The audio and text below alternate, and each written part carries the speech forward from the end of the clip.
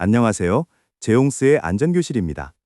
오늘은 수험생 여러분께 중요한 정책 소식을 전해드리겠습니다. 고용노동부가 2026년 2월에 발간하고 2026년 3월 10일 시행된 개정 노동조합법 해석 지침입니다. 원 하청 구조에서의 사용자성 판단과 노동쟁의 대상 확대, 두 축을 중심으로 해설해 드리겠습니다. 개정의 배경을 먼저 살펴보겠습니다. 2025년 9월 9일에 노동조합법이 일부 개정되었습니다.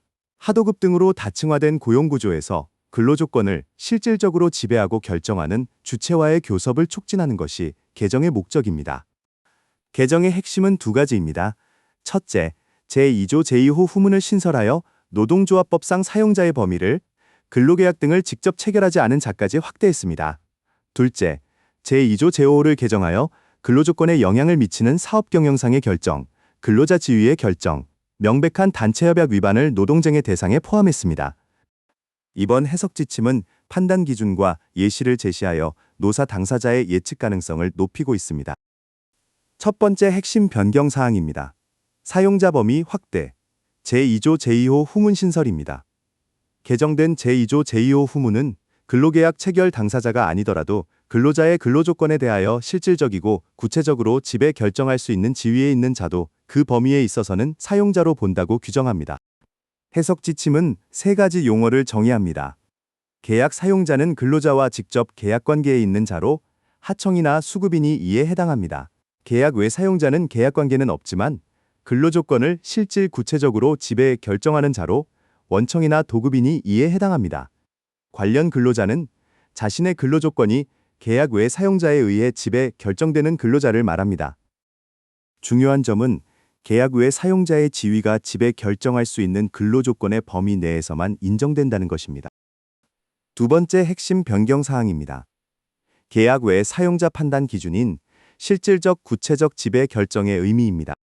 실질적이라 함은 도급계약이나 과업지시서, 관리 시스템, 전자기기 등을 매개로 관련 근로자의 근로조건을 사실상 지배하고 결정하는 경우를 의미합니다. 구체적이라 함은 모든 근로조건을 지배 결정하지 않더라도 근로시간이나 복리후생 등 특정 근로조건에 대하여 지배 결정할 수 있다는 것을 의미합니다. 지배 결정은 시설 장비에 대한 통제력을 가지거나 언제라도 근로조건을 변경, 조정할 수 있는 법적 또는 사실적 권한을 말합니다. 여기서 파견법과의 차이가 중요합니다. 파견법상 근로자 파견은 개별 근로자에 대한 직접적, 구체적 지휘 명령을 기준으로 합니다. 반면 노동조합법의 지배 결정은 근로자 집단 전체에 적용되는 규칙이나 시스템을 통한 조직적, 간접적 통제로도 성립합니다. 세 번째 핵심 변경 사항입니다. 노동쟁의 대상 확대, 사업 경영상의 결정 편입입니다. 개정 전에는 정리해고나 구조조정 같은 사업 경영상의 결정이 경영권 고유 영역으로 단체 교섭 대상이 아니었습니다. 개정법은 이 문제를 해결하기 위해 근로조건에 영향을 미치는 사업 경영상의 결정을 노동쟁의 대상에 포함했습니다. 구체적인 판단 기준을 살펴보겠습니다. 합병, 분할, 양도, 매각 등 기업 조직 변동 결정 그 자체는 단체 교섭 대상이 아닙니다. 그러나 이러한 결정을 실현하는 과정에서 근로자 지위 또는 근로조건의 실질적 구체적 변동을 초래하는 정리해고와 구조조정에 따른 배치 전환은 단체 교섭 대상입니다. 또한 정리해고가 객관적으로 예상되는 경우 고용보장 요구 등 사전 교섭도 가능합니다. 특히 2026년 3월 10일자로 정리해고가 단체 교섭 대상이 아니라는 1998년 행정해석이 폐기되었습니다. 네 번째 핵심 변경 사항입니다. 노동쟁의 대상 확대의 또 다른 축, 근로자 지위와 명백한 단체 협약 위반입니다. 먼저 근로자 지위 관련입니다. 노동쟁의 대상이 되는 예시로는 기간제 근로자의 정규직 전환 제도 신설 또는 기준 변경이 있습니다. 또한 징계 승진 제도의 공정성 기준 마련도 포함됩니다. 정년 연장과 관련된 기준 설정도 대상입니다. 반면 해고자 복직 요구나 특정인의 승진 누락 같은 개별 근로자의 처분 다툼은 노동쟁의 대상이 아닙니다. 다음은 명백한 단체협약 위반입니다. 노동조합법 제92조 제2호 과목부터 라모까지의 사항이 대상입니다. 즉 임금 복리후생, 근로시간, 휴일 휴가, 징계, 해고, 안전보건, 재해부조에 관한 사항의 명백한 위반입니다. 그러나 마목의 시설 편의 채공과 파목의 쟁의행위 관련 사항은 노동조합 관련 사항으로 노동쟁의 대상에서 제외됩니다. 다섯 번째 핵심 변경 사항입니다. 계약 외 사용자 판단 5가지 요소입니다. 첫째, 근로조건에 대한 실질 구체적 지배 결정입니다. 이것이 핵심 판단 요소로 구조적 통제의 존재 여부를 봅니다.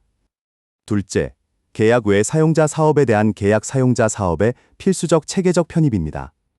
셋째, 계약 외 사용자에 대한 계약 사용자의 경제적 종속성입니다. 넷째, 관련 근로자의 근무 방식에 대한 계약 외 사용자의 영향력과 지배력입니다. 다섯째, 단체 교섭의 필요성과 타당성입니다.